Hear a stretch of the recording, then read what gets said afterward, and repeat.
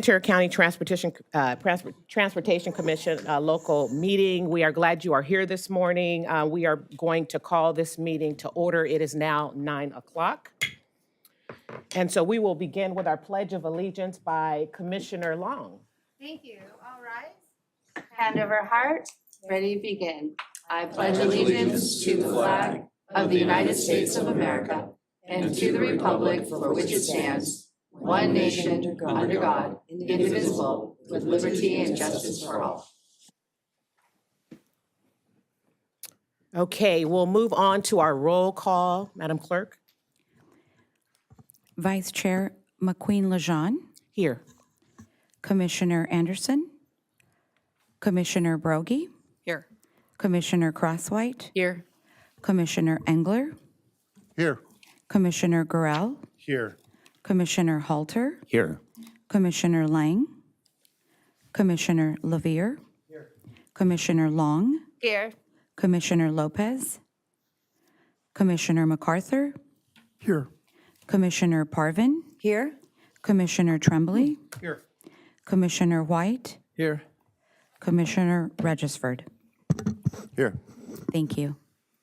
Great, thank you. We'll move on to our ceremonial calendar. Executive Director. Thank you. Mr. Erickson. Thank you, Vice Chair Lejeune. And it is a real honor this morning to be celebrating our ceremonial item, the MV Transportation Driver of the Year Award. And I'm just returning along with Vice Chair Lejeune and Commissioner Lang from the California Transit Association Annual Conference in Long Beach. So it's wonderful to be celebrating this award this morning. We're honoring Renee Favila, who is a proud Santa Paula native. And he began his career in transportation starting out as a delivery driver for Moore's Furniture store in Santa Paula. And then his passion for serving the community led him to work as a transit operator for VCTC Intercity, or the Vista bus service, driving between Santa Barbara and Ventura on the Coastal Express. So he got some good experience. Before then, he went on to MV, where he started on March 14th, 2023. And he has been driving for the Valley Express service, which serves our cities of Santa Paula, Fillmore, and Piru. And he's was referred to the job by his colleagues, Ruben Barreto and Kay Salas. He quickly became an integral part of the team, operating on the Piru fixed route service, which is one of the busiest services, and getting to know and transport many passengers and many students in that area. Known for his exceptional safety record and outstanding customer service, Renee earned the prestigious Catherine McClary Award, which is a national award that MV Transportation gives out every year to its best and safest drivers. His nickname, Silky Smooth, originated from an MV training video that emphasized providing passengers with a safe and comfortable ride. He embraced this principle by maintaining a flawless record with no preventable accidents. So I think that deserves a little early cheer right there. So safety is foundational for all our operations, but especially for public transit. Outside of work, Renee enjoys spending quality time with his family, barbecuing, gardening, and preserving the tradition of making tamales using his mother's recipe during the Christmas season. You didn't bring any samples, did you? No, sorry. Renee, congratulations. Would you like to say a few words? Oh, well. Claire, would you like to just quickly introduce the MV folks here too? And then we'll do a photograph. Yes. Congratulations to Renee. We're happy to have him. We have a bunch of the MV team here. We have Teresa and Veronica. We have Lorraine and we have Tom here, all to support. We appreciate all of their service to VCTC and to the Valley Express service. So we thank them very much. Thank you. I thought we could get a quick photo with Vice Chair Lejeune and Commissioner Crosswhite from Santa Paula, if we were in the front here, if we could do that real quickly. Thank you. Nice. All right,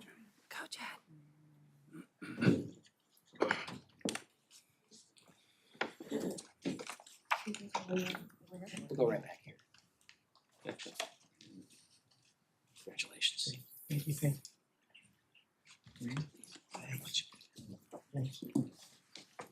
Good job, Renee.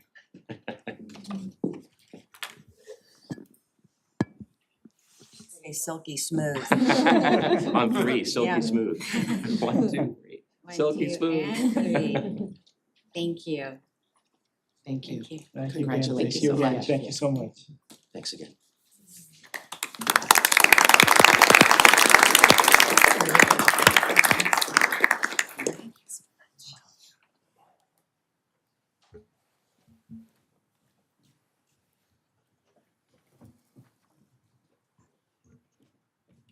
All right, thank you. We're going to move on to public comments, either comments not included in our agenda. Are there any public comments?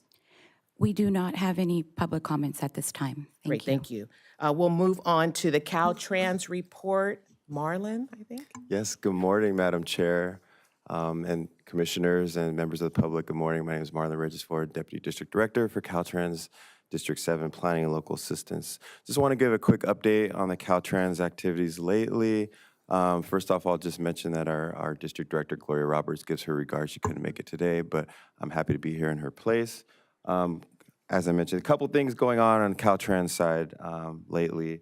I do want to mention, first of all, we are celebrating Native American Heritage Month this month to honor and acknowledge the history and achievements of the Native American community and how they've shaped our department and society. Also, we do have a lot of preparation activities for the winter storm season. So our maintenance crews are out and about. You'll see them out on the roadways trying to prepare for the storms that we know are upcoming at some point. So please make sure that you drive safe as you are encountering our maintenance crews out on the roadways. Definitely want to acknowledge and congratulate the Commission, VCTC, for the recent awards that they've received from SCAG for the STPG program. A lot of awards, awarded projects that I was made aware of. So congratulations to VCTC and the local cities. We do have a couple of efforts that we're working on the planning side of Caltrans. We are getting ready to kick off our District 7 transit plan, which will be hopefully working with VCTC and our transit operators in Ventura County on that effort. And appreciate, of course, our transit partner, Claire Grasky, as well. Shout out. But I definitely also want to mention some of the work that we're doing on, most folks know this, but we have our Wallace-Annenberg Wildlife Crossing that's making progress on 101. Just recently, we did a planting event, and we did host some dignitaries to commemorate the planting on the deck of the wildlife crossing. So looking forward to the construction being completed in a timely manner there. And of course, we have our ongoing coordination and preparation for the larger events that we're going to be seeing next year and in 27 and 28, of course, the LA 20 Olympics, and partnering with our major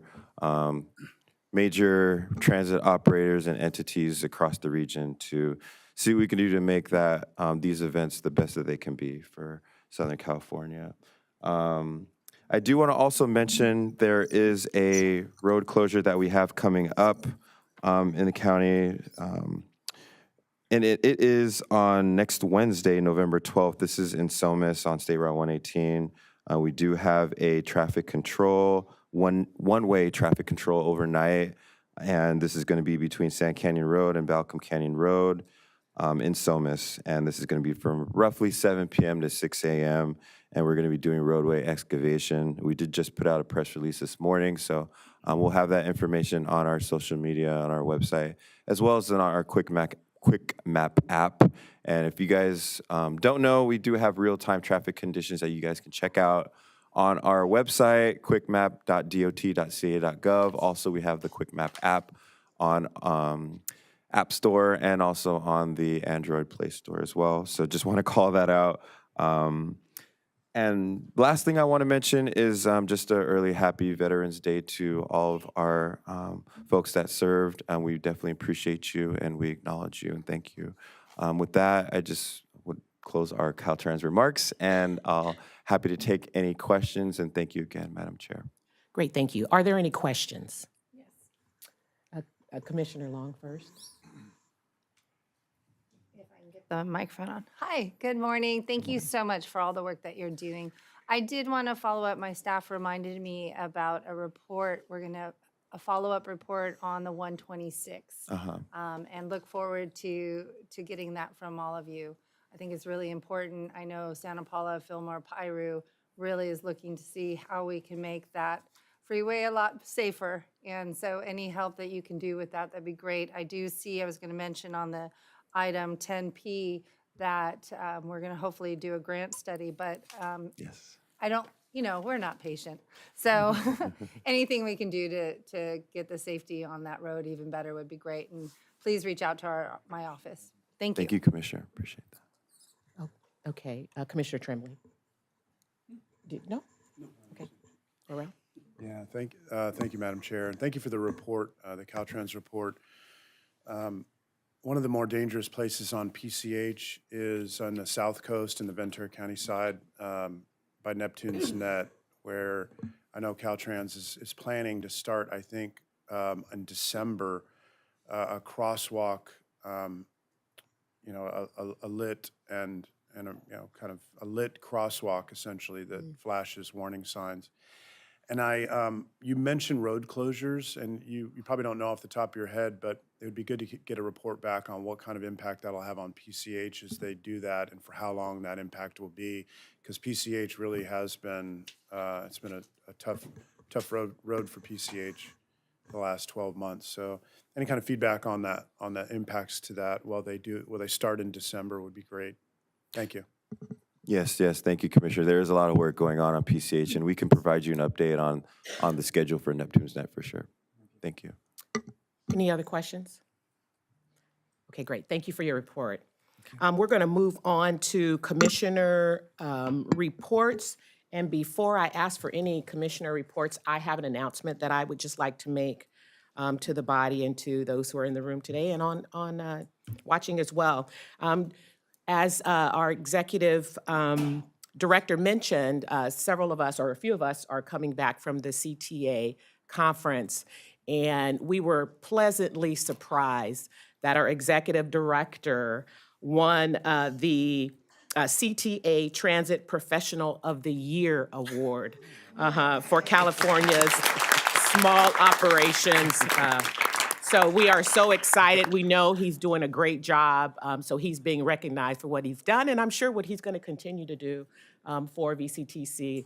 And so we so appreciate you, and we want to make sure that we recognize you as well. So thank you for all that you have done for us.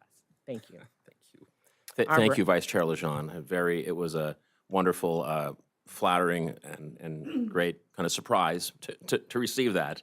And I just want to thank the commission for your leadership and my amazing staff, which would not have been possible without them. So thank you. All right, let's go ahead and give them another hand clap. Thank you. Okay, so now I'm going to open it up for commissioner reports. Does anyone have anything to share at this time? If not, we'll move on to the executive director report. Thank you, Vice Chair Lejeune. You have the executive director's report in front of you. In honor of Veterans Day, VCTC Intercity and all the county's transit operators will be providing free rides to U.S. military veterans and active duty service members on Tuesday, November 11th. This is a probably over a decade we've been doing this now, and appreciate the cooperation of all the county operators in celebrating this critical day. And as we are getting closer to the holiday season, Sierra Northern Railway's Ventura division will host the 2025 Operation Toy Train event on Saturday, December 6th. And that will have stops along the Santa Paula Branch Line Railroad in Piru, Fillmore, Santa Paula, Satacoy, and Ventura. For the second year in a row now, in partnership with Operation Toy Train, and the goal is to collect new unwrapped toys for donation to the Fillmore Fire Department and Santa Paula Rotary Club, and they'll be handed out to local children in need.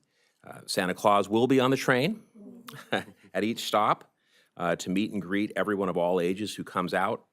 And last year, Sierra Northern collected a total of 620 toys, and our hopes to increase that number this year.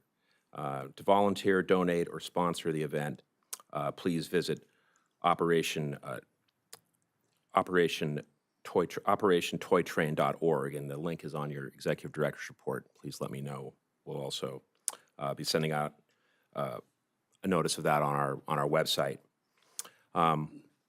Finally, I just wanted to note, Marlon mentioned it briefly, but I wanted to thank Vanessa Schoenwald and Heather Miller and Gayska Velasquez. We are moving through the process of our STIP, of our federal and state funding through our MPO SCAG. A lot of work involved in that. You saw the projects already at a previous meeting. But one of the themes that came up yesterday at the legislative session of the conference was uncertainty is a watchword going forward, and that certainly applies at the federal and state level. Grateful that we are moving forward with a balanced budget, and at least transportation and transit are moving along well. But just to note on the conference, I think it was a wonderful conference. Thankful that Vice Chair Lejeune and Commissioner Lang could also be there. They were actually there with Gold Coast Transit, Vanessa Rauschenberger and her team, speaking of our partnerships. And finally, I again wanted to thank the commission and staff for this award from the CTA. It was, like I said, very flattered and honored to have received it, and underscored for me the importance of partnerships in everything we do at VCTC, and we'll be hearing from one of our key partners today with Chris in the Port of Hueneme, and try to keep that moving forward in everything we do. But thanks. I'm open to any questions. Any questions? Okay, we'll move along then. Are there any additions or revisions to the agenda? No additions or revisions to the agenda. Great, so we'll now move to the consent calendar, which will be enacted in one motion unless a commissioner would like to pull an item. Are there any items you'd like to pull? Yes, Commissioner? Chair.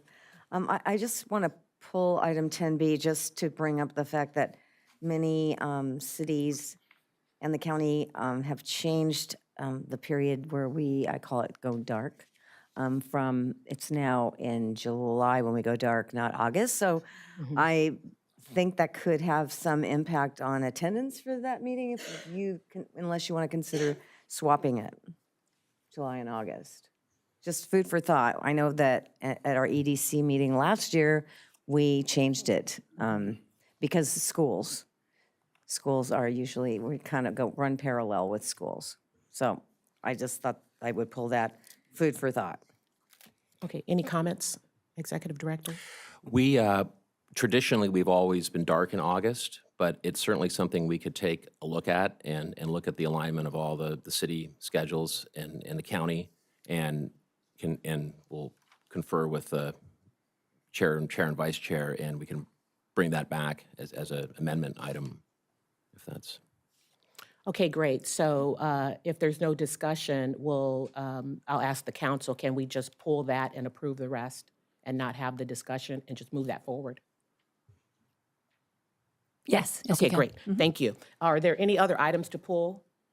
If not, is there a motion? Oh, Not to pull, but I just had a question on the I think it's the STA. It's 10. Hold on, gotta go find it. On item 10E, if for some reason the FTA funds aren't approved by December 25th, then what happens? Well, we have we've been in this situation before, and we're getting into what's now the longest historical shutdown. But we're taking this action as a precaution to allow the use of STA fund balance, state funding, to cover for federal funds that are lapsing. By December, by late December, if it's still closed, we're kind of getting into uncharted territory. This funding will get us through. It's hard to say, but at least a few months, and then we can look at some other options too. We have some other fund balances that could be utilized in kind of exceptional basis, which we certainly would be by then. But our hope is that it will be resolved by then, but we are preparing for that contingency. So we would probably, if things aren't resolved by the end of December, then we would discuss that, what the next steps are at our January meeting likely. Correct. Okay. Yes. It would probably be the first item. Okay, thank you. Great. So I see, I hear that we do not need to pull 10B and that we're going to push 10E or push 10B and we don't have to discuss 10E. So that said, is there a motion and a second for all the items except for 10B? I'll move the consent Hold calendar. on just a second. I'm sorry, I did should you- have raised my hand earlier. I just want to make mention for 10M, just a notice that this update for the Santa Paula branch line is, they're going to have another meeting up in Santa Paula, December 11th.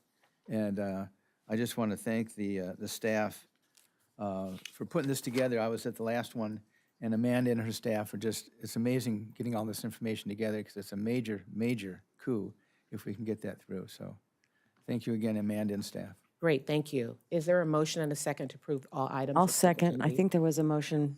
Yes, I had motioned earlier. Okay, great, thank you. I'll second. Okay, great. No more discussion, right? Okay, so can we get Madam Clerk, take roll, please? Commissioner Anderson? Commissioner Broggie? Commissioner Crosswhite? Yes. Commissioner Engler? Yes. Commissioner Gorell? Yes. Commissioner Halter? Yes. Commissioner Levere? Yes. Commissioner Long? Yes. Commissioner Lopez? Yes. Commissioner MacArthur? Yes. Commissioner Lang? Yes. Commissioner Parvin? Yes. Commissioner Tremblay? Yes. Commissioner White? Yes. Vice Chair McQueen Lejeune? Yes. Thank you. Great, thank you all. We'll move to the discussion calendar, number 11, approval of fiscal year 2025-26 program of projects and public hearing, page 65. This is a public hearing, so I'm going to go ahead and open the public hearing, and we'll have the staff report. Thank you, Madam Vice Chair. Good morning, Commissioners. Heather Miller, my name's Heather Miller, VCTC Programming Manager. And item 11 is the approval of the 2026 program of projects. VCTC, as the designated recipient of FTA funds for Ventura County, excuse me, is required to hold a public hearing and to adopt a program of projects for Ventura County, to receive testimony, public comments, and adopt the program. So in your packet, we have the program of projects as the attachment A. And this includes, it's organized by urbanized area. So we have 4 urbanized areas in Ventura County. We have Ventura Oxnard. We have Thousand Oaks Moore Park. These are 2 large urbanized areas. The 2 small urbanized areas are Simi Valley and Camarillo. How we prepare this program of projects is VCTC staff calculate the estimated apportionment for the year for 25-26, and we provide these what we call revenues or estimated funds to the local transit operators that operate service within these urbanized areas. They in turn provide their funding for various programs, operations, and capital projects. And that's included in this program projects. And they operate, the City of Camarillo, CAT, operates within their urbanized area. So, and Gold Coast Transit also operates within the large Ventura Oxnard area. City of Simi Valley operates their service in their urbanized area, et cetera. So primarily the funds in this program are FTA 5307 funds, and these funds are formula funds. And again, we provide the formulas to the operators. This covers operations PM. We have also 5339 FTA funds, and these are primarily used for for capital projects such as bus purchasing. And then we also have 5337 funds, and these are generated by Metrolink and used by Metrolink for their projects, also included in the program. Additionally, we have 5310, FTA 5310 funds, and these are discretionary funds. So these are, this is the second year, we're programming the second year of a competitive call that we did in 2024. This was approved by this commission. Those projects are also in this POP, as you can see.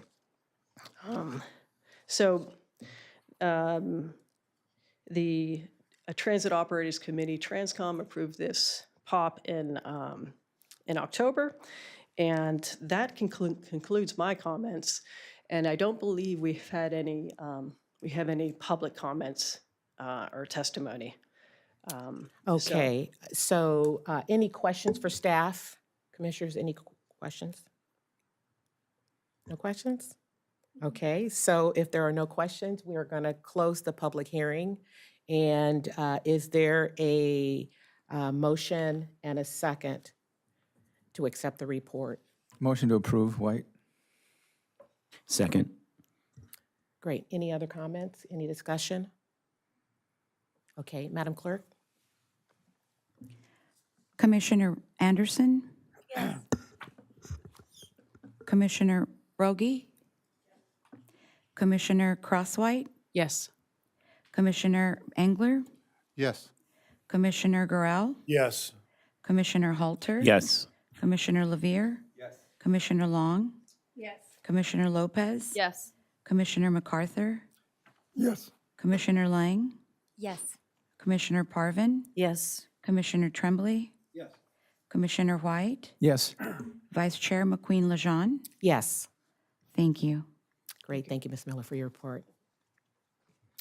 All right, we're going to move on to item number 12, the Port of Hueneme update. We have the Port CEO, Ms. Dekas. Thank you, Vice Chair. I'll just Right ahead. quickly, Yeah. I don't need to introduce Kristen. You all know her, and you're all familiar with the great work our port does, but I just wanted to thank her and her team for our ongoing partnership, which I feel gets stronger each year, even though we're facing unique challenges each year. And thank you for being here, Kristen. Good morning, distinguished members of the VCTC. It's a pleasure to be here before you. Thank you, Martin, for those words. I really enjoy working with you in the VCTC, as does my Board of Harbor Commissioners. I'm just confirming with my team, is there goodies on the tables? Okay, because there's a couple of flyers I may reference. All right, there we go. Green hat, green port. Very good. So I'll kick things off. Just a quick reminder here of the Board of Harbor Commissioners with the Port of Hueneme. I was very grateful for the leadership and support and partnership that we have with VCTC. We are really the only port in the state of California that is not owned by the State Lands Commission and is an autonomous body of elected harbor commissioners, which I think proves very well for our communities in the sense that we really are the people's port, because the commissioners are elected by the community. And so really our mission is not to become a rich facility, a rich port, but to enrich our community by having access to the global stage for trade. And we do this without collecting any money from the taxpayer, even though we are a public agency. So here's some of our statistics, and I'm hoping we have the right PowerPoint, but I'll wing it with this one if we don't. We actually move 18 billion in cargo.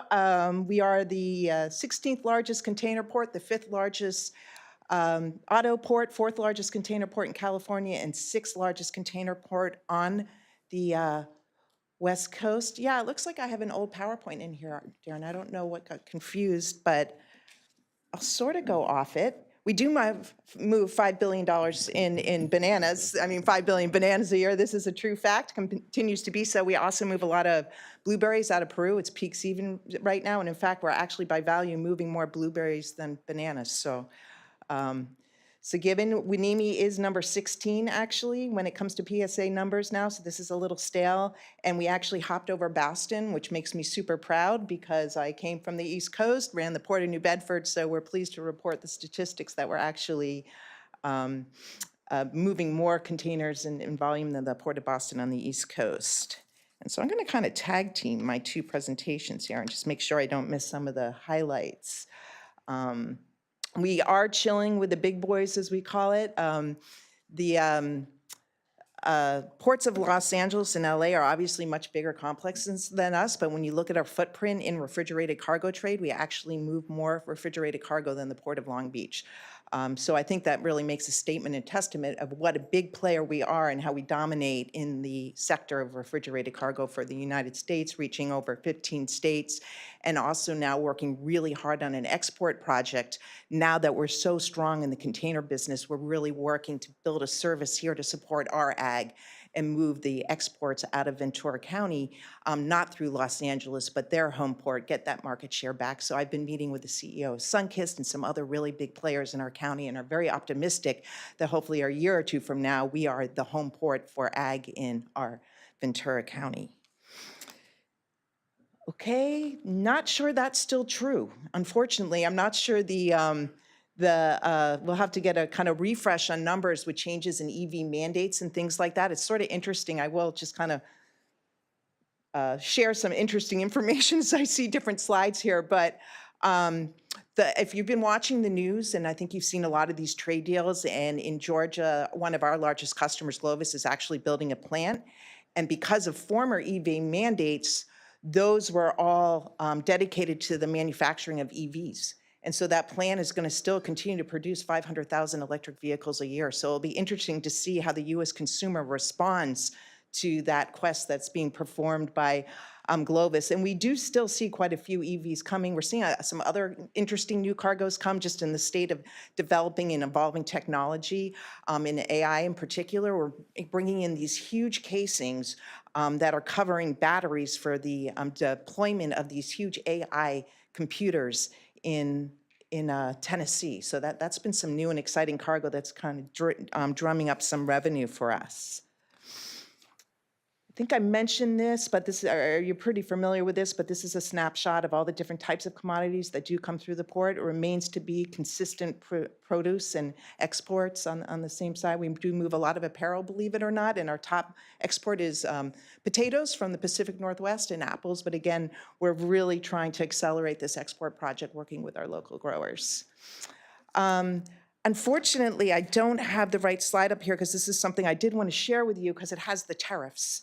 Has a little breakout of what we're seeing in terms of trade policy and some of the impacts there, but I think I can do it off the top of my head. So in South Korea, they just did make a deal. There's going to be major investment in the United States, including a steel plant, the auto plant, and then some other direct investment. And they brought the tariff that was originally postured for automotive cargo at 25% down to 15%. We're also seeing in Germany, I think it is, I want to say Germany's 15%, the UK is actually 10%, Japan is 15%. If you look at the kind of the top trading countries by value and volume, that just tells you how much fruit comes through our port because you can see the leading customers are our fruit partners in the Latin American trade lanes. And then the auto car customers really drive the revenue streams because they're a higher margin profit. And Guatemala, they're looking at a 10% tariff. Believe it or not, Costa Rica and Ecuador are at 15%. And so what you're seeing now, because the USMCA is a lot of drive to bring bananas to the States through Mexico because they're insulated from this tariff. And just from an anecdotal standpoint for you, when you go to the grocery store and you get bananas now, you're going to notice that maybe the hands are smaller because bananas that come from Ecuador are really big because they get more rain than the bananas coming in from Mexico. So just like you may make that observation, but if you see really big hands of bananas in the grocery stores, they probably came from Ecuador.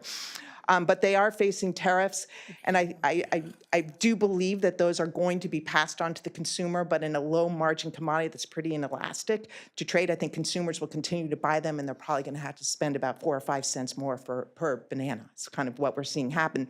The other thing that's not as much on the news, but is really concerning to us as a port, is there's the possibility of imposing fees on vessel calls coming to the States if they weren't built in America. And not many vessels and ocean carriers today are built in America. I think there's only 2 car carriers in the world that were actually built in the States. And so these fees are steep. They did pause the fee for the container side of the business, and they did make an exemption for vessels 4,000 TEUs or less, or in other words, 2,000 containers or less. And so our banana ships, in other words, are safe because they don't carry enough containers to trip this rule if it does go into effect. The pause is for a year. But where there's not clarity is what they're going to do with the ro-ro ships, because the fees, this fee is being taxed on vessels if they were just foreign built. So if the vessel was built in South Korea, there would still be a fee. And it's $46 per ton capacity of the vessel. And to put that in layman's terms, it's about $1 million a ship, up to 5 ships, ports call. So it's about $5 million. So if a customer brings 10 ships to Winimi, it's $50 million to do business with our port for our automotive, which is about 50% of our revenue. So it's something we're eyeing. We have sent a lot of comments in. We're working with our associations. Certainly we'll be talking to Martin about this if it really does go into effect, but we're hoping that they actually pause this rule with the Chinese built rule, but it's still uncertain and comments are due today. So we're working hard to get those in with our associations. So a little bit of what we're facing in the inclement and certain environment, but I guess the good news I can boast is that to date, our first quarter numbers are strong. Our customers are not panicking, and we're seeing the cargo continue to move through the port. And another area, based on some of the challenge that we've seen, and just I think smart policy driven by our Board of Harbor Commissioners, that we've been looking at other sources of revenue to build up revenue streams outside just our trade portfolio. And so on our non-operating side of the house and our railroad asset that we own, we have been acquiring assets. One of them is 2001 Sunkist Circle, which is a packing house on our railroad, and Limonera is our tenant, and they're packing lemons there, so it's nice to support local ad. And as a sidebar, Harold Edwards, the CEO, and I discovered that his grandfather actually brought some of the private equity into the construction of the port back in the late 1930s. So just kind of a fun fact there. But those new assets that we're bringing in line have increased our non-operating revenue up about 113%. So we're really healthy right now. We're at increasing revenue at overall 9%, that we're kind of in expanding our portfolio into new sectors under our non-operating segment of the house. So that's good news. And the other good news that it probably isn't in this PowerPoint is that we retired our bond debt. And so I think we could probably say we're the only port in America that does not have a bond debt, and at the same time, we are building up our reserves to help fund a lot of capital projects that we have in play. So let's see here. I don't know what's coming at me, but let's go. Oh, it's not moving.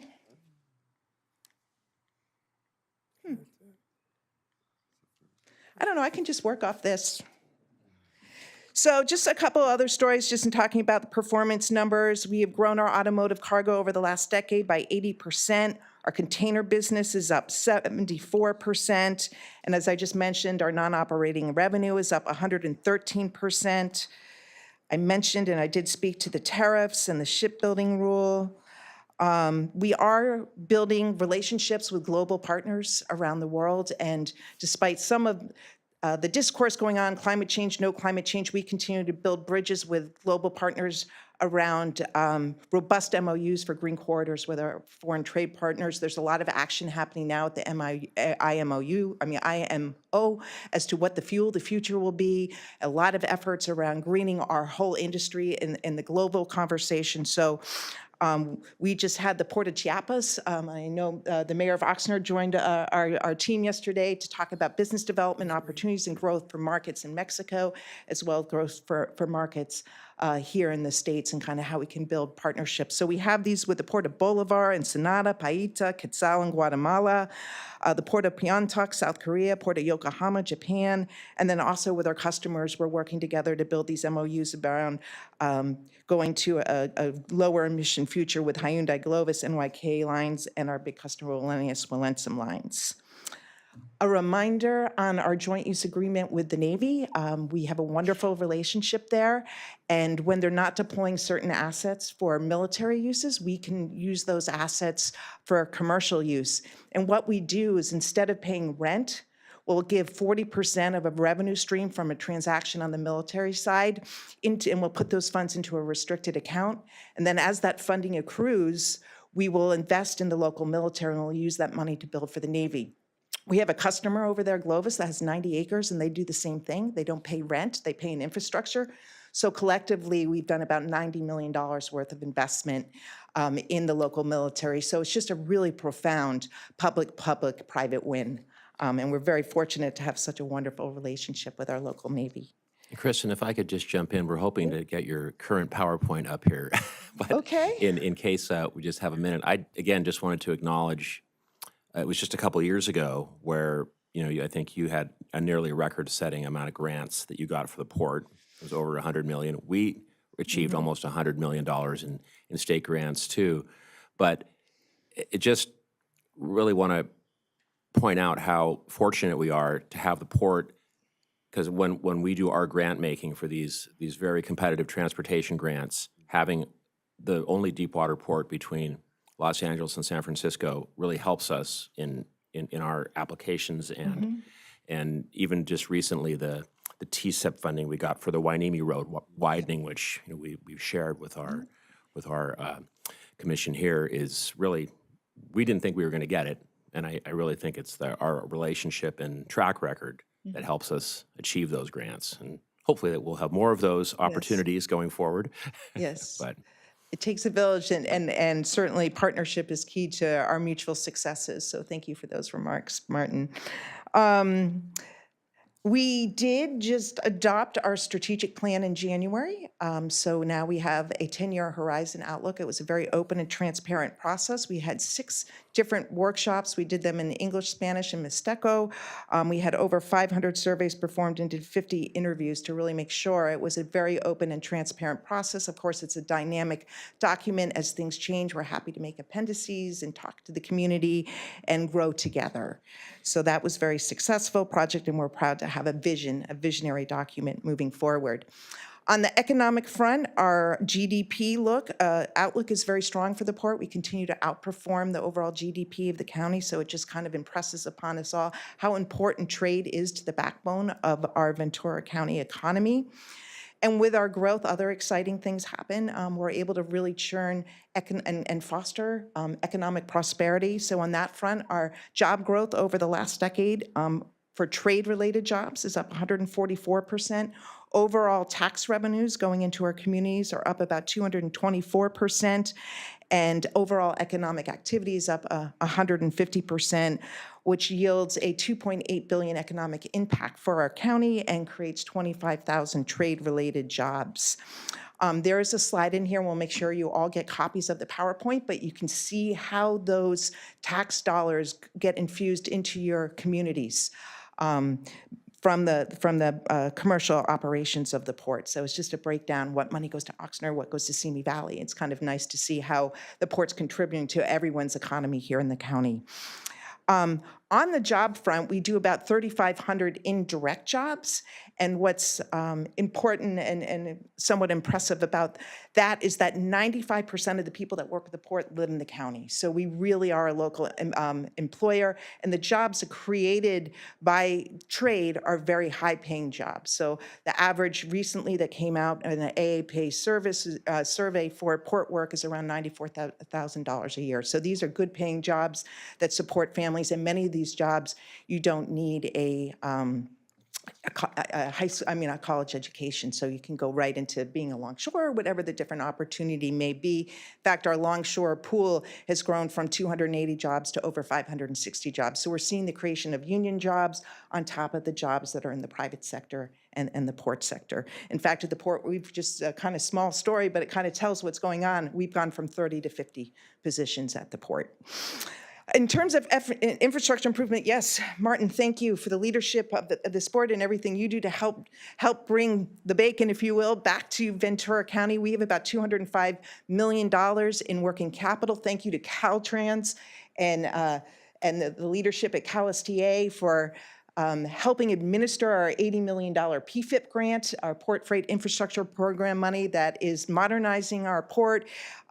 It's really changing the face of what we do forever and allowing us to compete well in trade lanes and be a resilient hub. So super exciting things happening there.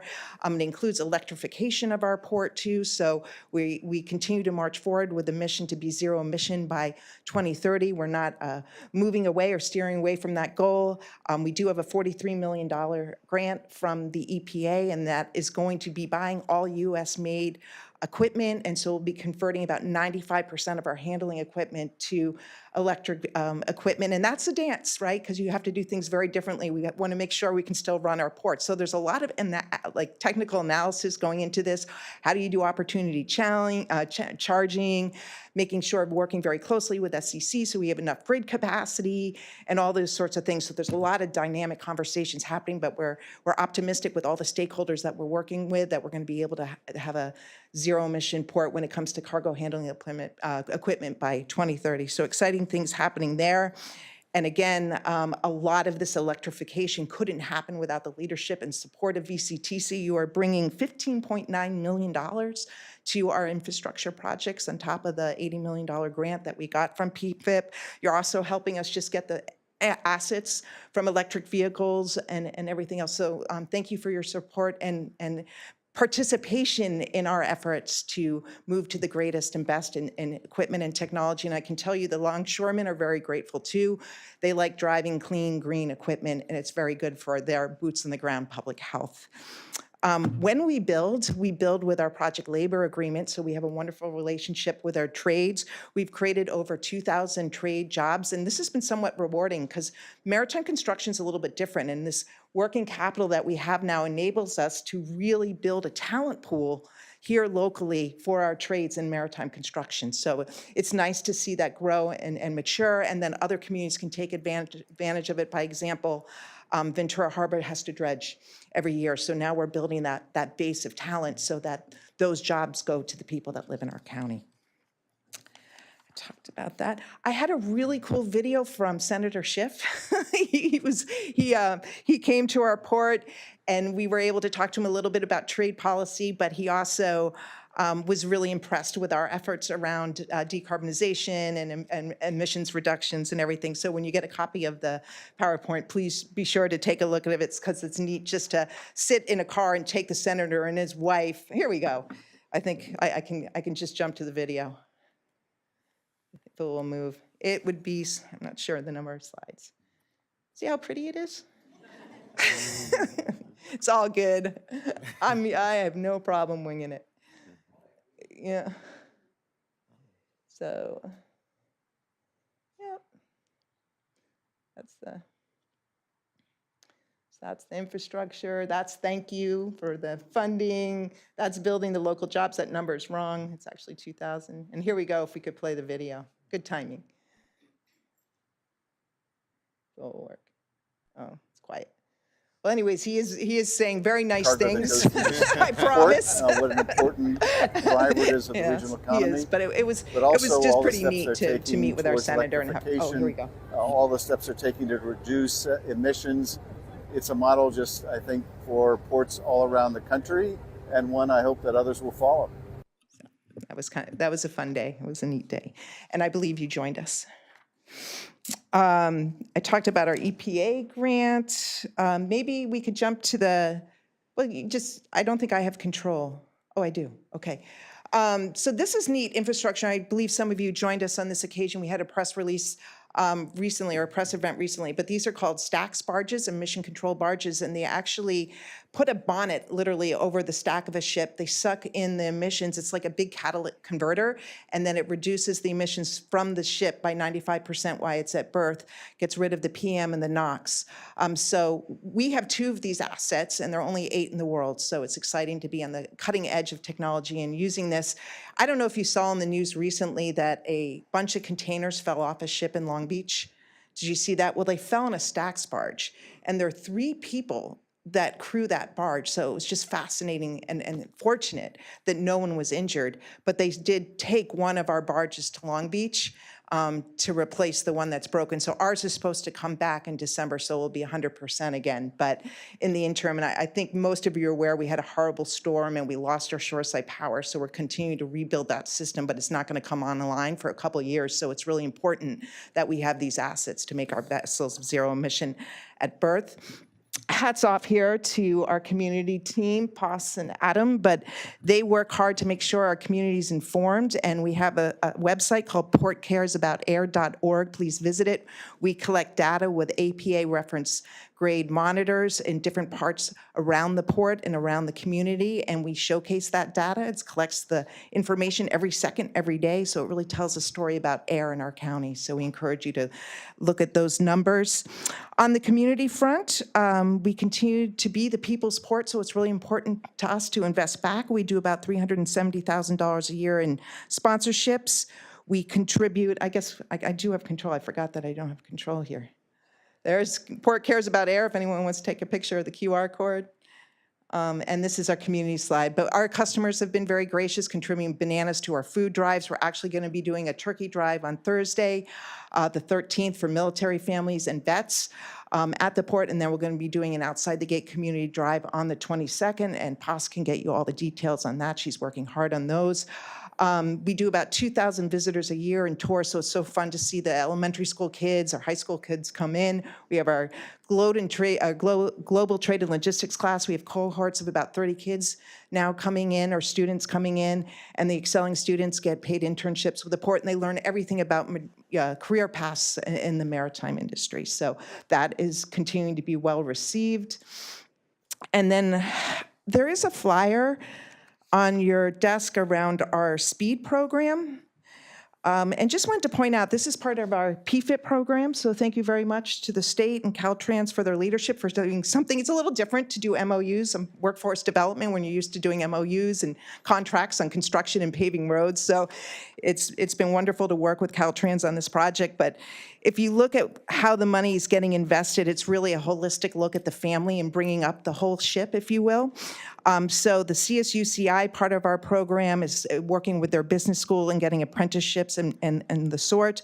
At the Oxnard High School District, we're working on logistic careers for the high school students.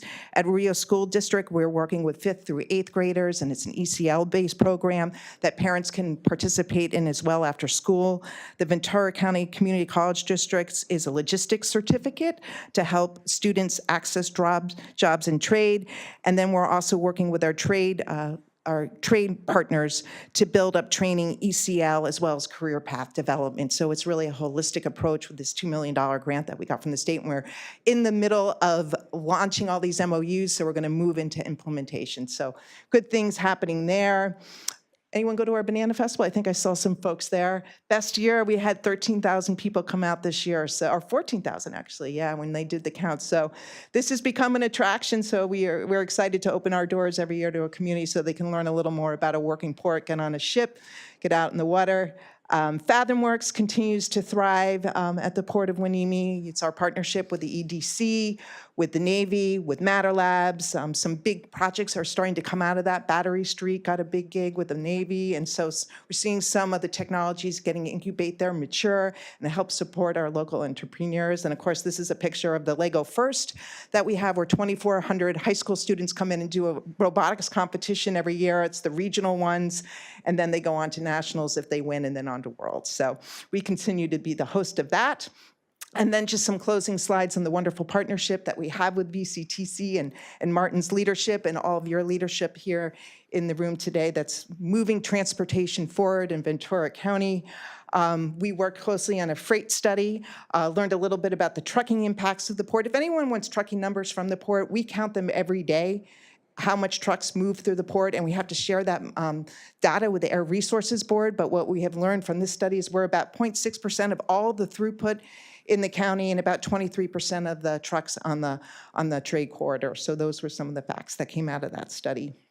But we still do pursue, part of our EPA grant is to get EV trucks. So we are going to start piloting some. We're going to get 40 trucks, I think. We're going to try and buy 40 trucks and pilot them in the drayage roles, moving back between the port and the distribution centers. Thank you, VCTC, for your support in getting all of our important projects in the regional transportation plan. And we also got added to the National Modal Freight Network. This is a federal designation that we didn't have for many years, and thanks to VCTC and the partnership and letters of support, we are now on this network and recognized as a strategic hub nationally. So that was very exciting. And then we just continue to work together to support each other, and that's wonderful. And I'm glad that the presentation came up. I hope I didn't blow it. I'll go back a slide.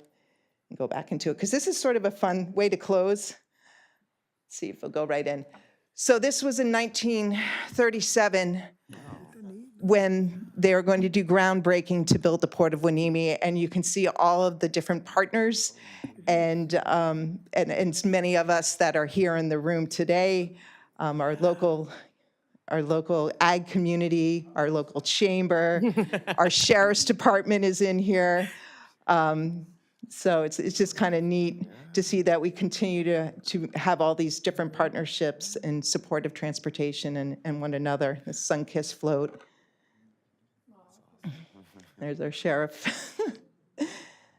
Yeah. I believe that was, there's the Chamber of Commerce. Looks like the Rose Parade, right? So thank you very much for your time and indulging me this morning. We're very grateful for everything that we get to do together. And again, on behalf of my commissioners, they're very grateful for the partnership and the leadership in this room. So thank you. Happy to answer any questions. Thank you. Any questions? Yes, actually. I did hear that you had a fabulous trip to Panama and you were speakers. Could you just mention real quick for that? I thought it was really empowering. Yeah, so I can touch on that really quickly. So the U.S. State Department actually decided to put 4 ports together, so 2 sister port partnerships, and they picked Louisiana, and you might find this interesting, in India, as one of the demonstration projects, and the other one the U.S. State Department picked was the Port of Hueneme in Paita, Peru. And so they funded a delegation trip of Port Hueneme to Peru to meet with the leadership and the partnerships in Paita. And then they came to the States and they met with us. And we learned we're not sister ports, we're twin ports, just with attitudes around culture, around lifting up community, around environment, and around trade, and we moved similar cargoes. A lot of the blueberries coming into us come from Paita. But what came out of that is part of their delegation visit, we decided to showcase this partnership. And so we had a kind of a closing event after all these delegation visits in Panama, where we spoke at the Terminal Operators Conference. And it was interesting. We have some work to do because we asked people in the audience if they had heard of Hueneme, and no one had. And we asked if they had heard of Paita, and they had not. So we're like, okay, this is a great opportunity to market and develop trade and work together. But much like what we're doing with Chiapas, Peru and Paita is a wonderful partner port, and we're hoping to grow and blossom trade through these new partnerships that the federal government actually fostered. So. Great. Any other questions or comments? Okay. No? Thank you so much for your Okay, thank you presentation. for your This is a opportunity. receive Appreciate and it. file. Thank you. Okay. We're gonna Thank you. we're gonna move on to item number 13, the County of Ventura Systemic Countywide Signalized Intersection Improvement Project. And this is Miss Vanessa. Help me with your last name. Schoenwald. Thank you. Over to you. Thank you, Madam Vice Chair and Commissioners. This item is a presentation from the county on the completion of the Systemic Countywide Signalized Intersection Improvement Project. I will now turn it over to the county team. I believe. Thank you, Vanessa.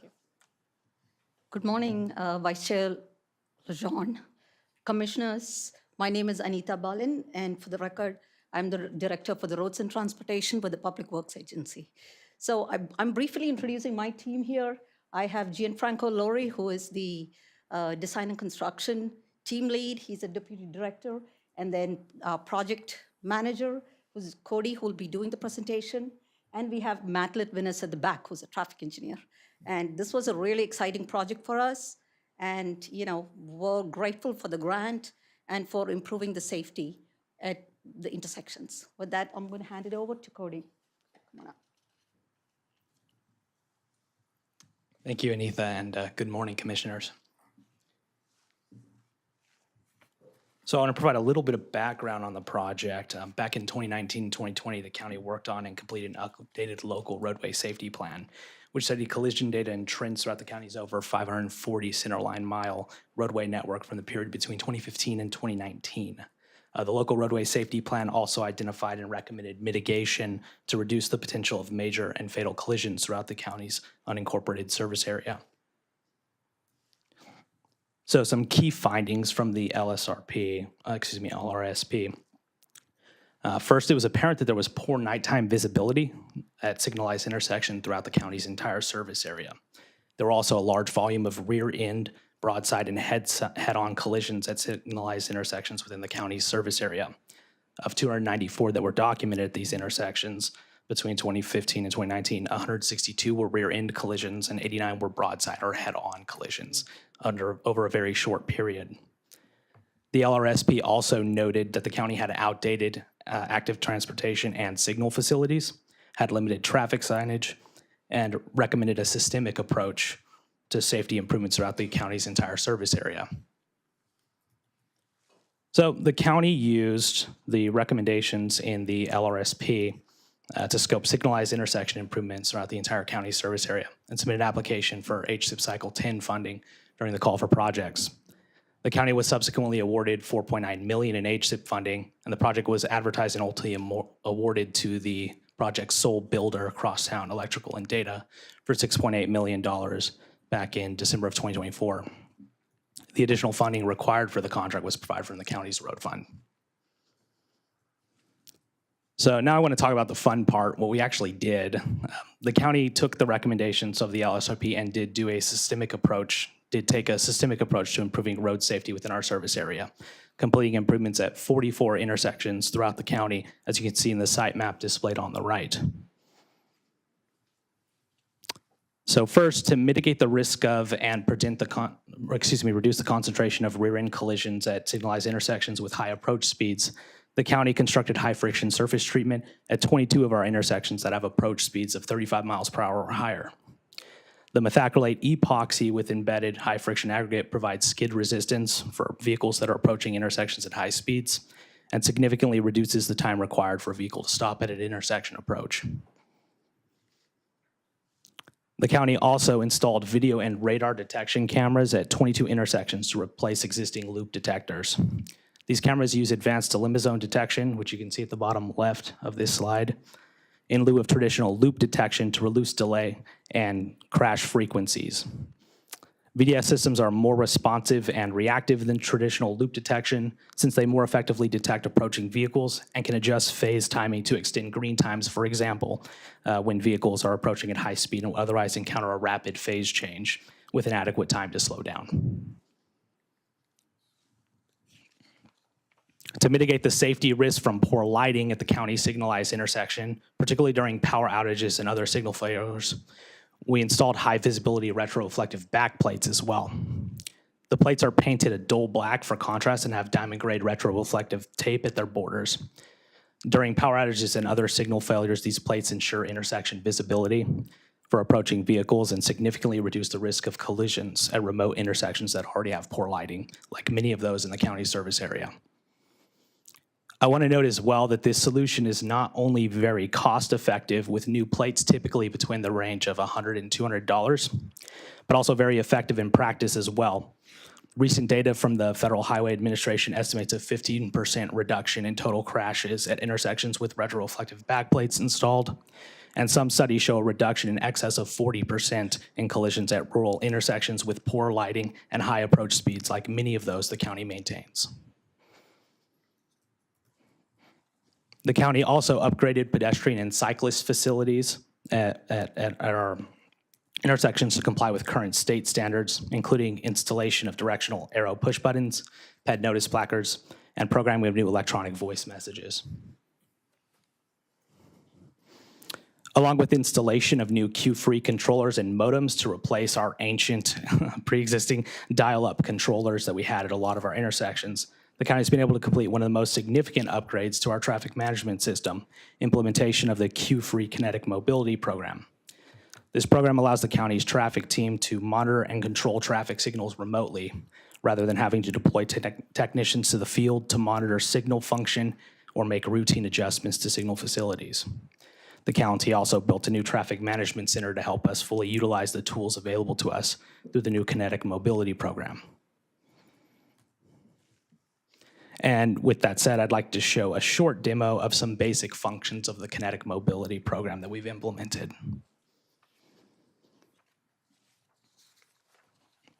So this is what the user interface looks like in the Q-Free Kinetic Mobility Program. Each of the boxes you see on the screen are traffic signals we can monitor through the program. If there are issues with any of these facilities, the signal will change colors here and we receive a notification. Let's see if I can get this video to play. Let's see.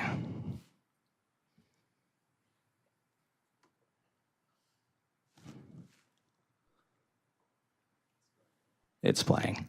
Now we're going to zoom in a bit and take a look at the intersection of Santa Clara and Central. If you click on the node, it'll populate a diagram showing current phase and turning movements in real time, along with a short summary table of the phase timing for movements through the intersection. We can also pull up a more detailed view, which you can see here. On the left-hand side, you can monitor phase status and movements through the intersection, including queuing vehicles. On the right-hand side, you can see the current phase. In this case, phase 4 and 8 movements are in progress. And this allows us to monitor our signal timing for each phase and quickly identify any abnormalities or issues we need to correct.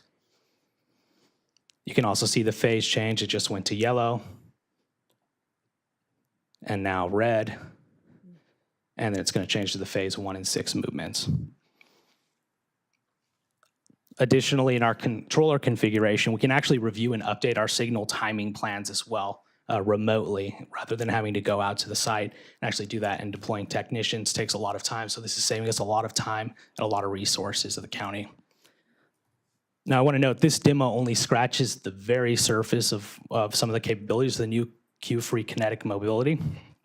But the short of it is this has completely changed and improved the way the county manages its traffic signal facilities, and it's really streamlined and simplified our workflow.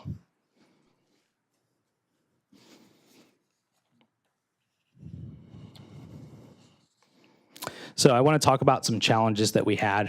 I know every project comes with its own set of challenges, so I want to talk about some of the things that we encountered during construction.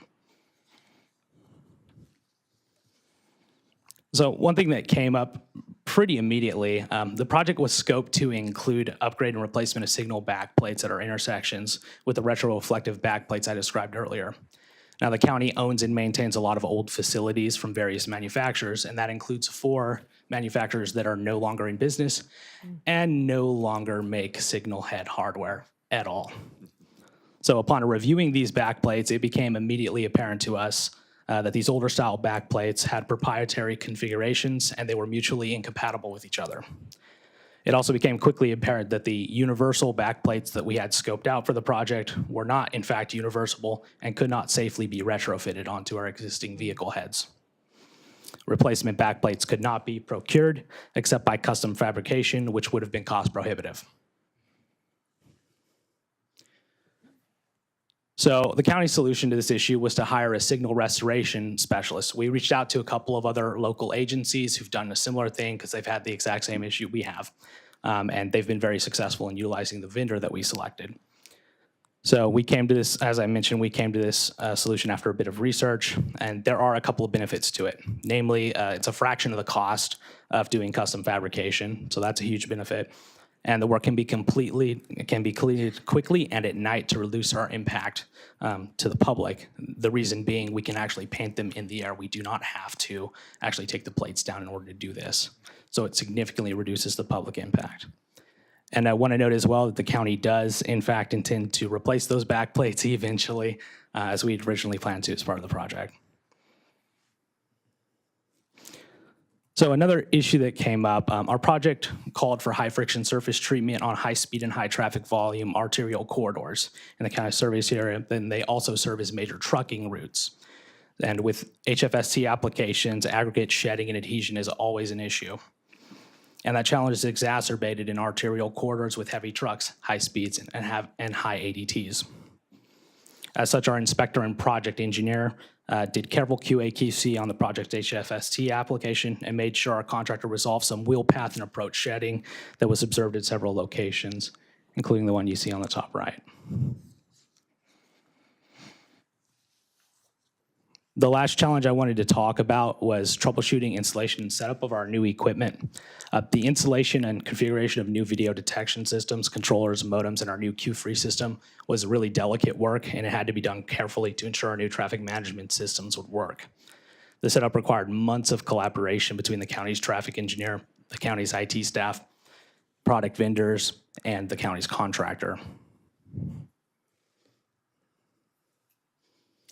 Now, to close out the presentation, I want to talk about a critical component in the planning of this project, public outreach. Although much of the county service area is not densely populated, there are areas we service that are, including schools, commercial corridors, and denser residential neighborhoods. So ensuring we communicated our project plans and schedule to these communities was really important. Our project team coordinated with local schools, attended municipal advisory councils, and provided social media noticing in advance of construction operations to ensure we provided adequate notice and minimized our impacts. We also enforced work hour restrictions on our contractors in specific locations to minimize impacts on local school drop-offs, for example. We serve the public and we take that responsibility very seriously. And with that, I'd like to wrap up the presentation. Thanks again for the opportunity to speak here today. Happy to answer any questions. Great. Any questions from the commissioners? Go ahead. Just one question. With all of those intersections being highly using software and things, what happens if the power goes out? We're actually working on getting some backup power supplies for some of those. But I will say that the whole intent behind those retroreflective backplates, for example, is that when the power does go out, people can actually see when they're approaching the intersections. That's a huge issue. And so with these backplates, people will be able to approach these intersections more safely and hopefully more cautiously. And the end goal is to hopefully have backup power. Absolutely. Thank you. Any other questions? Mr. White? Thank you. I'm a little not concerned. I'm wondering where the push buttons for the bicycles are located. What city, what area? Can we get a map of where all those bicycle push buttons are that can slow down traffic before bicycles cross the road? Sure. For this project, there were only 2 actually on the Canaan corridor. They were included because they were part of the project. However, there were only 2. It was primarily the pedestrian push buttons. Okay, thanks. Any other questions? If not, thank you for your presentation. This was receive and file. If there's nothing else, thank you. Thank you. All right. So we're ready to move to our last agenda item or presentation. This is the Sespe Creek Overflow Railroad Bridge Repair. And so we're happy to hear about that. Good morning. It feels like afternoon. I'm all messed up with this time change still. But thank you, Vice Chair McQueen-Lejeune and members of the commission. For the record, my name is Amanda Fagan, and I serve as the Director of Planning and Sustainability here at VCTC. The item before you provides an update on the project to repair the Sespe Creek Overflow Railroad Bridge and seeks a budget amendment and contract amendment to increase the not-to-exceed amount for the construction management services contract with RailPros.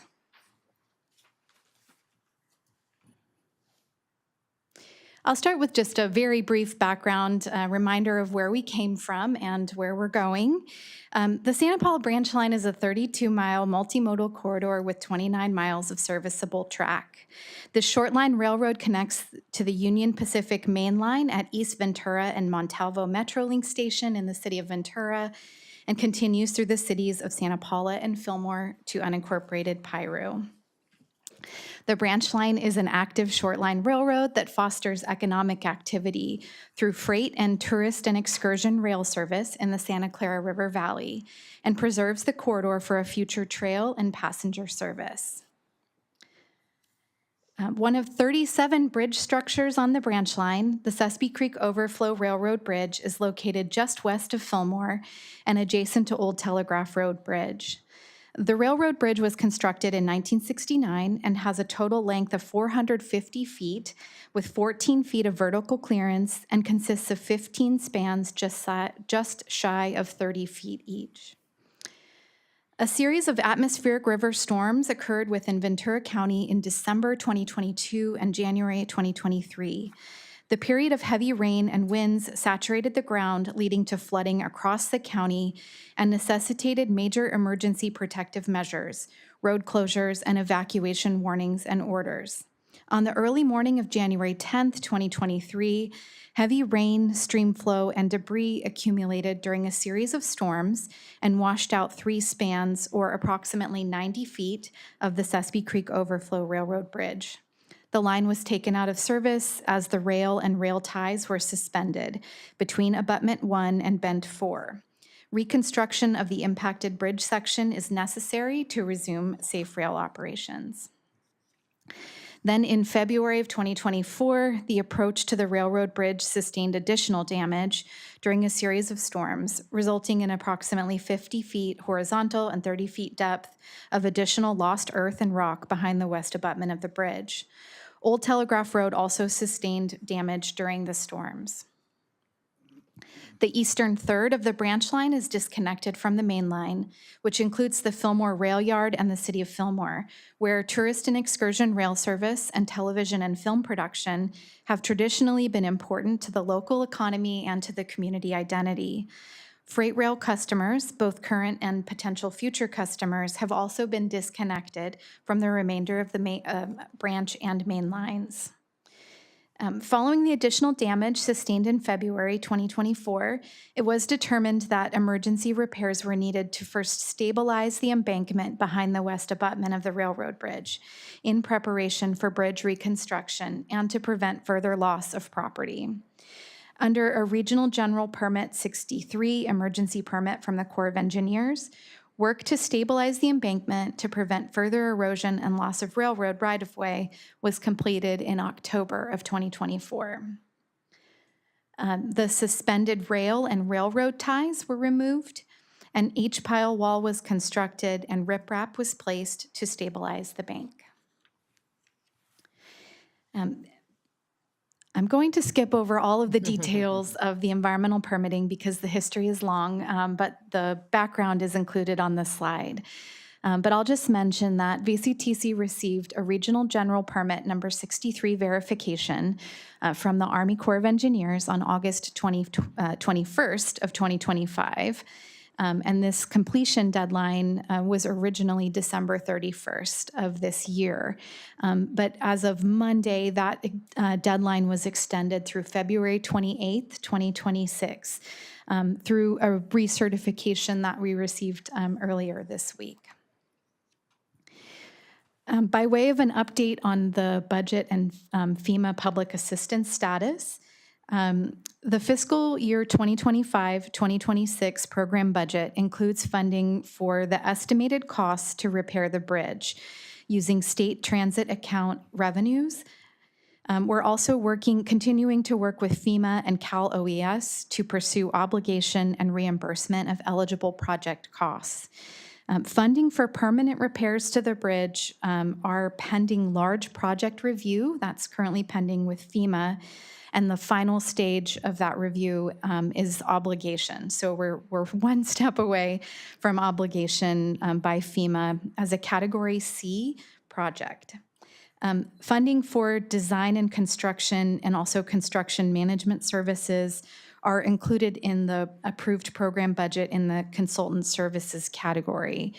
So we have funding both in the bridge reconstruction expenditures line item and also in consultant services. So in April of this year, the Commission approved release of an invitation for bids and in June awarded a contract to Granite Construction to complete the permanent repairs to the bridge. The total not to exceed amount is $7.1 million, which includes $6.4 million for construction plus a 10% contingency. On June 11th, VCTC issued a limited notice to proceed pending receipt of regulatory permits. The invitation for bids and contract contained a scope of work, plans, and specifications and bid requirements. The scope of work includes 2 new bents, 2 new pier caps, 2 new 49-foot spans, a new abutment and wing walls, and erosion protection. The new bents will be parallel to the flow of water, and each bent is comprised of 2 cast-in drilled holes, 6-foot diameter piles. The new pier cap, abutment, and wing walls will be cast-in-place concrete.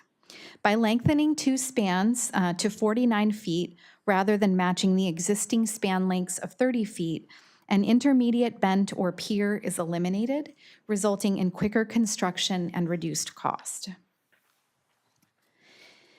The contractor is responsible for meeting all best management practices and regulatory requirements contained within the contract documents, including a water diversion plan with support from our environmental and construction management teams.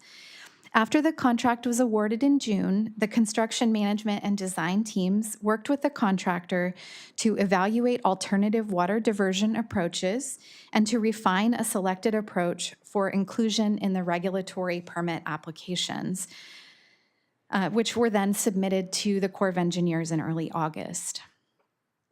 Upon receipt of the Regional General Permit 63 from the Corps of Engineers on August 21st, VCTC immediately issued the full notice to proceed on August 22nd, and on-site construction began on September 3rd, which was within the 2-week, the 14-day period during which you have to begin construction after issuance of an RGP 63. So the contractor mobilized to the site on September 2nd with installation of, or first with staking, and then on September 3rd with installation of block nuts and site fencing and other site preparation work to meet that required timeline. So the photo here shows the installation of block nuts, which are part of the fish protection plan for the project. Implementing the water diversion to move the water around the worksite is a critical and highly complex task that requires collaboration between our construction contractor, our design team, and our construction management team. And I want to take just a quick moment to introduce some representatives from those teams here in the audience. We have Kyle Kresmian from Rail Pros. He's our construction management lead. Joe Jaramillo is here from Granite Construction. He's the site superintendent. And then, of course, you all know Matt Blackburn, our general manager from Sierra Northern. So it's been a very close collaboration between those 3 entities to help us move the project along. A group of highly specialized fisheries biologists who hold the required permits to handle special status species was added to the design and CM teams to help support all of these efforts. And to illustrate the complexity and the surprises, quite honestly, that come with a project like this, I'll share a brief story from our team. During the dewatering activities, the team encountered juvenile and larval Pacific lamprey, which is a protected fish species. This life stage is particularly fascinating, but also challenging to detect and relocate. The life stage is spent in the mud. They're basically blind, worm-like, filter-feeding animals that are about 4 to 6 inches in length. But as they mature, they emerge from the sediment, develop eyes and an oral disc of teeth, and swim downstream to the ocean, eventually swimming back upstream to spawn, very similar to steelhead. As such, it can be an exhaustive effort to remove them from a job site. The team was able to safely bring water levels down in the creek and pool to capture and relocate 42 Pacific lampreys. Add this to the southern steelhead and other protected species, and the team was able to minimize take by maintaining appropriate water quality standards and safely capturing and relocating over 400 native individuals into suitable habitats outside the work limits, with a mortality rate of just 0.3%, only one lamprey, which is really quite remarkable. Overall, the team captured over 4,000 total individuals, so mostly non-natives, but in the process was also able to remove and euthanize several hundred invasive predators from the system. And as the lead biologist for this team puts it, it's a messy job, but someone has to do it. And I share this story with you just to give you a sense of how complicated this project is. It may look simple, we're just rebuilding 100 feet of bridge, but in order to do so, we have to safely relocate all of these native and non-native species and draw the water levels down to a level that where construction can continue. And that required very close collaboration and hard work of a large number of staff on the ground. So just some of the challenges that we've incurred so far. There was a longer than anticipated timeline to develop the final water diversion and fish protection plans and to secure the regulatory permits over the course of the summer. And so that led to the loss of a substantial portion of the dry season. Normally the construction season is May through September. We weren't able to get started really until September, and so we lost a lot of the dry season. We're also working in a very constrained site. The railroad right-of-way is just 100 feet wide. There is Old Telegraph Road Bridge to the south and then privately owned land to the north. We did secure an access permit to the property owner directly to the north. So we were very grateful to the landowner just to the north of us for giving us access for construction. But even with that, it's a very small site. That requires a lot of very careful planning for how the vehicles move around and how the water will be moved and everything else that goes into this. And then it rained. On October 14th, we had a significant rain event. As shown in the photos on the slide, we had almost 2 inches of rain overnight. And what makes this area particularly challenged to work in is that it's not just the rain that falls locally there at the bridge, it's also draining all of the rain that falls upstream in the Topa Topa Mountains. So the water levels raised something like 6 feet overnight in the creek. It was quite significant. So all that work that our team did to relocate the species and draw the water levels down had to be done again. So thankfully that has been completed and the team has made significant progress since that time. So again, the fish protection plan was brought back into use and the dewatering was completed a second time.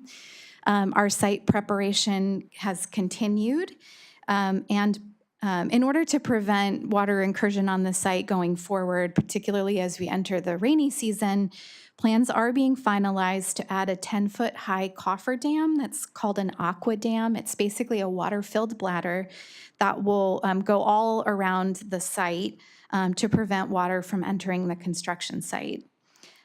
We also, as a result, requested an extension to the project completion deadline under the RG63 permit, which had been November 30th. And thankfully, the Corps of Engineers did grant that extension through February 28th of 2026. We also requested an extension to the activity completion deadline from Cal OES and FEMA, which had been October 13th for DR 4769, the disaster to which we are applying. And I just wanted to, this is a very late, so if you looked at your slides, this slide was not included in them, but I just added this morning thanks to Steve's help. But this work occurred on Wednesday, and I thought it was important to share this with you because in my mind, this is another, when the hanging rail and railroad ties came down last October, I breathed a sigh of relief. And now I have breathed another sigh of relief with the movement of the girders. The last abutment, because of the damage that had been sustained, and then the pressure of having a bridge, a bridge section missing, the last abutment that was still standing, I believe that Spent 4 had started to lean to the point where it was at least starting to make me nervous. Thankfully, we have a wonderful team of engineers and construction professionals on board to help ensure the safety of the operations out at the site. But on Wednesday, the 2 girders were moved using a crane, and they're being stored on the site just off the camera. They'll be stored until the new piles are constructed, and they'll actually be reused. They'll be reinstalled once the new abutment is completed. So that was a major milestone that occurred this week. So I've talked a little bit about the schedule kind of going throughout this presentation, but as I mentioned, we're currently projecting that work will be completed in the channel in February and the project completed in March. As you know, VCTC does not have any engineers or construction managers on staff, so we do rely on the support of a specialized contracted team of construction managers who are particularly important to the successful completion of the bridge repair. The longer time horizon than we had anticipated to complete the bridge reconstruction and to fix the damage from both disasters does require some additional resources. And just by way of a reminder, when we originally procured this contract with RailPros for construction management services, it was actually before the second disaster had occurred. So they've stuck with us a lot longer than I'm sure they had anticipated, or longer than we had anticipated. So the proposed amendment today includes both the budget amendment and a contract amendment to extend the contract term and to provide some additional resources to complete the construction management for this project. So with that, I've got the staff recommendation on the screen. It's also, of course, included in your staff report, and I would be happy to answer any questions you might have. Great, thank you. Are there any questions for Ms. Fagan? Commissioner Long? No questions, but just a huge thank you, because there's been so much work on this. For all the team that's here, just really appreciate it. I know I've been asking for so long to get this done, and who would know these fish that just show up? Like, what the heck? But just the fact we talked about it at the Disability Summit, just the fact that you were ready for it. You know, we have to do all these precautions, not understanding if we're going to even need it. But yet you did it because it was important to do. And it's just made us just do a good job for everybody. So I wanted to say thank you so much. Really, really appreciate it. Thank you. Great. Anyone else? Ms. Lang? Thank you. I want to second that. Thank you so much. The fish really touched my heart. Those cute little tadpoles. So I have a question that Chair McQueen-Lejeune and I attended an art walk in Long Beach, and they were talking about how the symbiotic role between public art and transit, and I couldn't help but notice that there was a lot of street art on the infrastructure. Is there any discussion about that, or about how, like, are we keeping it? Are we? Yeah, so the street art that's currently there was that was all done during trespass, and so we're not planning to keep, well, I guess I don't know that there are plans necessarily to paint over it, and the whole bridge isn't being replaced, just the 100 feet. So, so other than the abutment that was was demolished on Wednesday. I don't know that we're going to be taking any of it else out. But in terms of providing opportunities for art in the corridor that would maybe not require the trespass on the railroad, we are, as part of the Santa Paula Branch Line Trail Master Plan update, incorporating opportunities for art. I know when I briefed the One Step Olives last year, and I'm going a little bit of far afield of this presentation, but I was asking the young people how they might like to be involved in implementing and caring for the trail once constructed. And I asked whether there was interest in maybe contributing art to the project, and half the hands in the room went up. So I think there is a lot of interest, particularly among young people, in getting involved in our trail in that way. So I could see incorporating that in other projects, not as much in this one. And if anything, actually, I believe the scope of work and specifications require the special paint that makes it easy to clean. Thanks. Great. Commissioner Crosswhite. And just in case anyone else was interested, I asked Ms. Fagan earlier about the fact that there's rain anticipated for next week.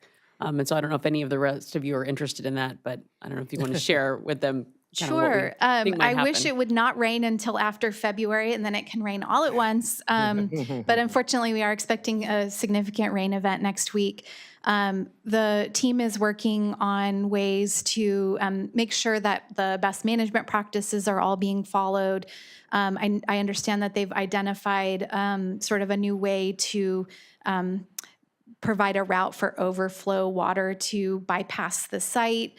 And then they'll take all of the equipment out of the creek bed before the rain event to make sure that there's no damage to equipment or any like spills or anything like that would affect the water quality. So all of those types of activities will take place in preparation for the rain event.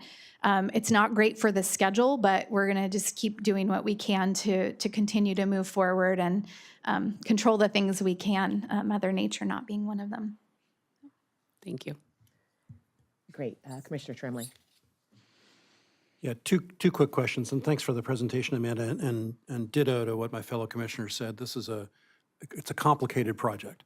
One question from an engineering standpoint, are the engineers satisfied and are CM satisfied that the coffer dam that's going to go in is going to be able to withstand flood flows?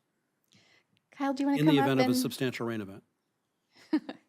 I'm going to let Sorry to get Kyle down from in the our Rail Pros engineering weeds, team. but I was Yeah, curious. so we're definitely concerned about that, and we have a hydrologist working on like a secondary, because we're going later into the rainy season now. Right. We're developing a better system to prevent against bigger storms.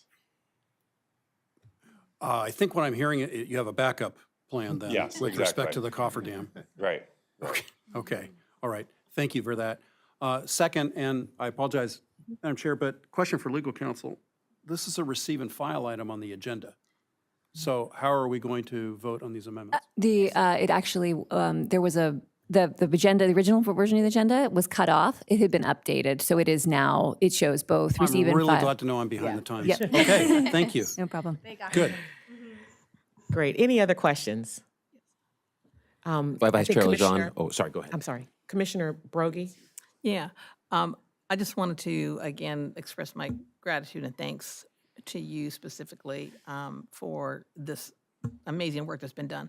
And because of my location where I live, I was able to drive up there a few days ago, and I saw all the equipment up there. I was just astonished at what had transpired since I was there just, a few weeks ago.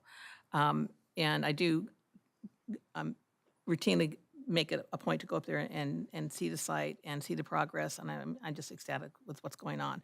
I have to, along with what Supervisor Long said about the fish, that was an interesting, I expected the steelhead issue, but what a diverse job you have now.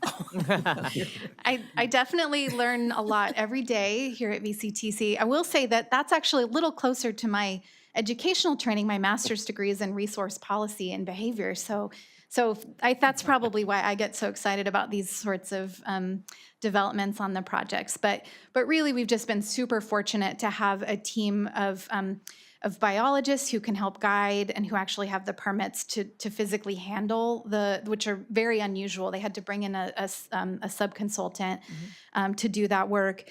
But also that our contractors have been patient and willing to work with the biologists on that. I know there were probably some frustrations early on in the timeline because it feels like we're not getting anywhere. You know, there's a lot of site preparation work that has to happen, but once all of those sort of baseline pieces are in place, they can very much more quickly start to actually reconstruct the bridge. So we're excited. Yeah, I mean, again, and I know everyone up here feels the same way, but this has been a long time coming, and I'm, well, like you, praying for no rain, at least until February, and we're just all excited. Thank you. Thank you so much.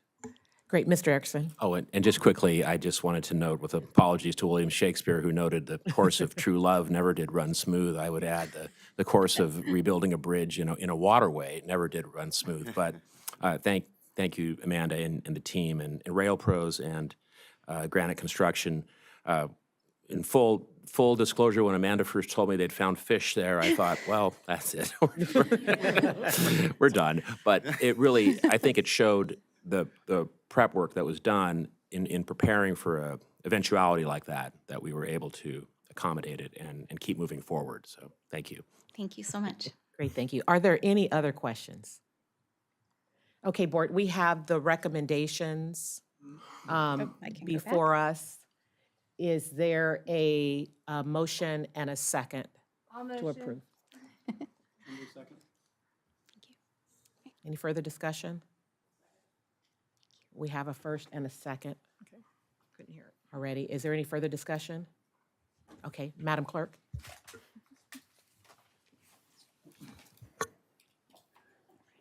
Commissioner Anderson? Yes. Commissioner Broggie? Yes. Commissioner Crosswhite? Yes. Commissioner Engler? Yes. Commissioner Gural? Commissioner Halter? Commissioner Levere? Commissioner Long? Yes. Commissioner Lopez? Yes. Commissioner MacArthur? Yes. Commissioner Lang? Yes. Commissioner Parvin? Yes. Commissioner Tremblay? Yes. Commissioner White? Yes. Vice Chair McQueen-Lejeune? Yes. Thank you. Great, thank you. So we'll move to item number 15, General Counsel reports. Yes, Chair, I actually do have a brief report for everyone today. I wanted to take this opportunity to speak a little bit about the recent changes to the Brown Act that you might have heard of. SB 707 was signed by the governor. The first portion of the new requirements will go into effect on January 1st, 2026, and then the remaining requirements will go into effect on July 1st, 2026. I suspect many of you have heard about this new bill through your work on other county and city boards. It makes substantial changes to the Brown Act. The primary distinction that's created by this bill, though, is that it imposes different requirements depending upon the type of board. And so there is sort of general requirements that are applicable to all legislative bodies in California, and then there are additional requirements, special requirements that are applicable to what are called eligible legislative bodies. VCTC does not qualify for under the criteria for an eligible legislative body, so some of the more stringent requirements that you might have heard about that are applicable to city councils, most city councils and Board of Supervisors are not applicable to VCTC. So I'm going to give a brief overview of the new requirements that are applicable to VCTC. I'll give a general overview of what is applicable broadly, just for your edification. But if anyone desires a more comprehensive update, please let me know. I can provide a further presentation or a written write-up, but I'm just going to hit the highlights for you so that we're kind of aware of what our obligations are going forward. So as far as the, pardon me, the general requirements are applicable as of January 1st, and they are applicable to VCTC, and these include, for all new commissioners that are joining the board, we must provide them with a full copy of the Brown Act. That was a recommended provision under the Brown Act previously. It is now a mandatory requirement. It expands the requirements to give a verbal report before the commission takes final action on salaries, salary schedules, or fringe benefits on department heads. So you might be familiar with this requirement. It already exists as applicable to executive directors and city managers. And now it is applicable to department head salaries as well. It includes a new requirement that legislative bodies provide reasonable accommodations to members with disabilities to participate remotely. So that is a new requirement that we have to accommodate those who might have a disability and wish to participate remotely. And then it also removes a sunset there was a sunset provision that applied to social media use. Those provisions were going to expire. They have now been made permanent. And what those new provisions provide is that members of legislative bodies may use social media to express views and to interact with members of the public, but they may not, a majority may not discuss like business, and they may not respond to each other. So you cannot like posts or comment on each other's posts, but it is still allowing social media to be an avenue for members to speak with their constituents. And then as far as the sort of specific and more targeted requirements that apply only to eligible legislative bodies, you might have heard some of these, but basically they require, VCTC, these requirements do not apply to VCTC, but other types of legislative bodies that are subject to them are required to have mandatory hybrid meetings. So you have to provide an opportunity for the public to participate in the meeting remotely using audio and video technology and provide public comment in those formats. These bodies are also required to take specified actions to reach out and encourage underserved residents to participate in public meetings. There are new translation requirements for both websites and agendas, so translating into the top 3 languages that are spoken in that jurisdiction. And it also requires the legislative bodies to adopt policies in the event that there is a disruption to the hybrid technology, and so you have to make good faith efforts just to resume that hybrid functionality and to suspend the meeting for a minimum of an hour while those are trying to be remedied. So those are the primary changes and overview, and I'm happy to answer any questions if anybody has any. Are there any questions? One, Madam Chair? Yes. Yeah, thanks, Lindsay, for the report. Did the California legislature make any of those requirements applicable to its own activities? It did not.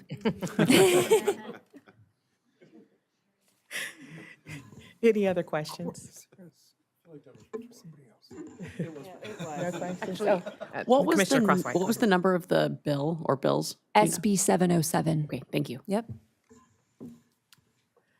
If there's no one else, we'll move on to the next item, which is the agency reports.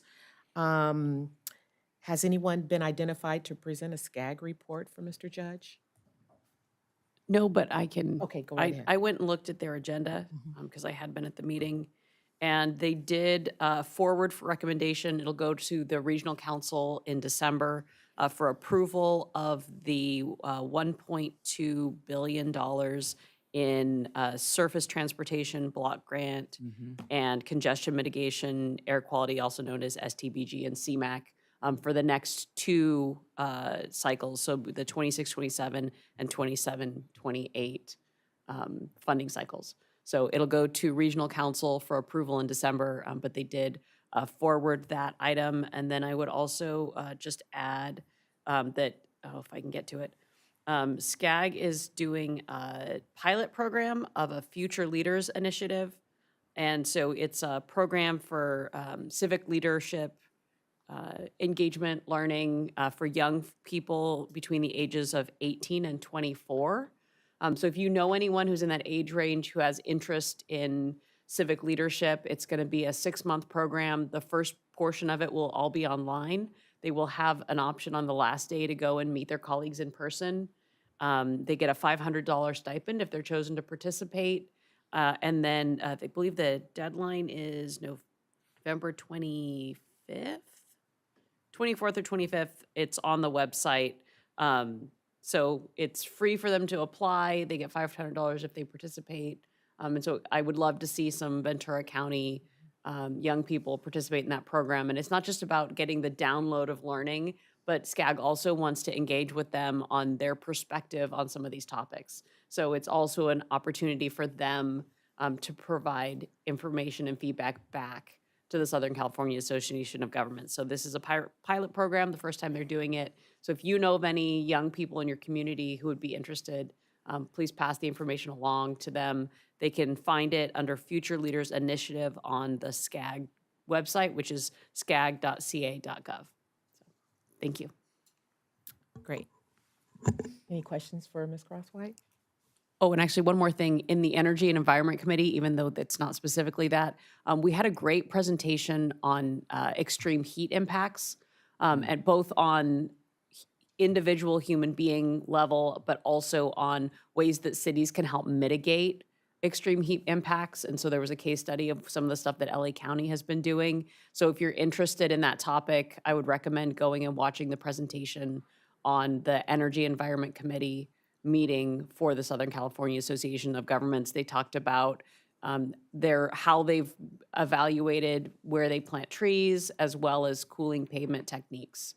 So if any of those things are of interest, please take a look at that presentation. Great, thank you. We'll move on to SoCal Regional Rail and MetroLink. Mr. Trumbull? Nothing this month. Okay, great, great. LoSan, Commissioner White? Yes, thank you very much. LoSan, Los Angeles, San Diego, San Luis Obispo Rail Corridor. I did not attend the last meeting in October, but I will be attending the one in Orange County on November 17th. And a couple of fun facts for those out in the audience and here on the board here.